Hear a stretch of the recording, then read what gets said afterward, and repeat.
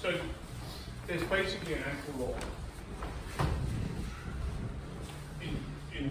in these positions. So we've got this, I think this is the easiest way to coach it. There's also a potential ankle lock for him on play. He can ankle lock me, I can ankle lock him.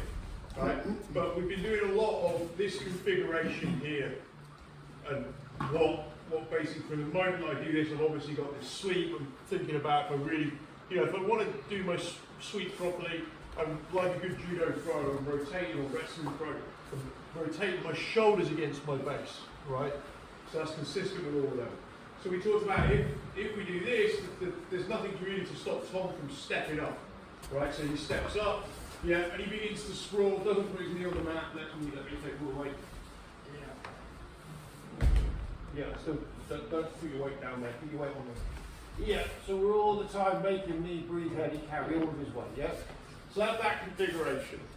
So now, stand up here. Now there's an opportunity instead that we go on, we talk about the lead side. And in reality, you're going to feel when this is. It's typically going to be when this foot is starting to advance nearer and nearer, and this one is back. And you end up getting this kind of feeling of him actually doing this on the lead side. Yeah, he could potentially sprawl through this, right? Just shake my foot off with your hip. No, with your hip, no, with your hand. This goes on my throat, this goes on my throat, and now just turn your hips on. Keep turning your hip. Yeah, just. Yeah. Much better, yeah? See the difference as well, like, when you didn't use the hand, you feel the difference when I'm talking. Yeah. The minute you use that hand, it's kind of a bit lazier. Rather you just work with the hip, just smash the hand through. So, as this type of idea is going on, right, whenever I've got this foot on the hip still, I can shoot this through and get to here. I can get to this position. So, we've got to be a little bit careful with this position because there's actually, there's a toe hold here on this side from here. But I think we just I need to make you aware of this game, and we're just going to play it out, and we just see where it goes. So whenever I end up in this situation, I've taken my leg through, right? So it's where this knee tends to be leading. You get people who try and drive this lead knee through. So the opportunity comes, I never ever want to sacrifice doing this for dealing with this problem, but the opportunity comes when I just shoot through. So sometimes you can just shoot that in, and we're now into this position. And you can see this basic sweeping idea, sometimes this will be on, sometimes it will be this. And I'll just bump my hips, and I take him over. And we then get into this whole thing on feet configurations for foot locks. But the basic crux of it is, I'm going to just start with the classic where we bring the foot back in. At the moment, I would be winning. This is kind of 2v2, but I sometimes think you can get into an entanglement game, and this might not ever be your thing, right? There are guys who just are obsessed with these configurations, and they just repeat. For now, I want you to put the foot back. I want you, even if you put the foot here, I want you to put it back for now. And we're just going to work on some very basic principles. So my knees are pinching here. I'm going to form a guillotine on his ankle. So I turn that up into, I'm looking at my watch. So I've got a grip through, and I'm looking at my watch. And that is going against lifting my hips, and he's tapping.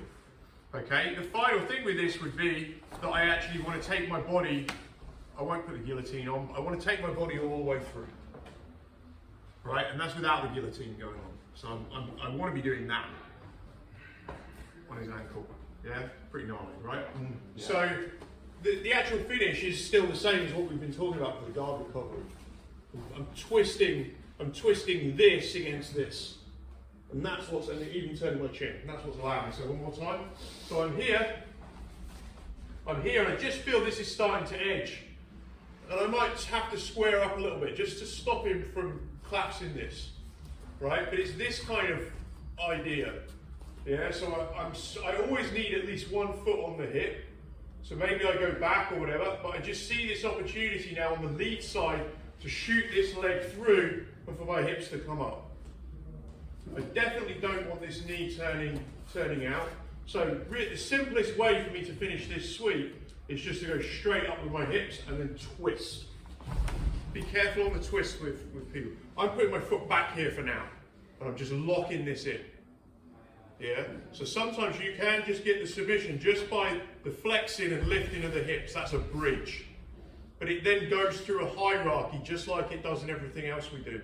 What's the basic problem with me finishing like this? Most basic problem with me finishing like this?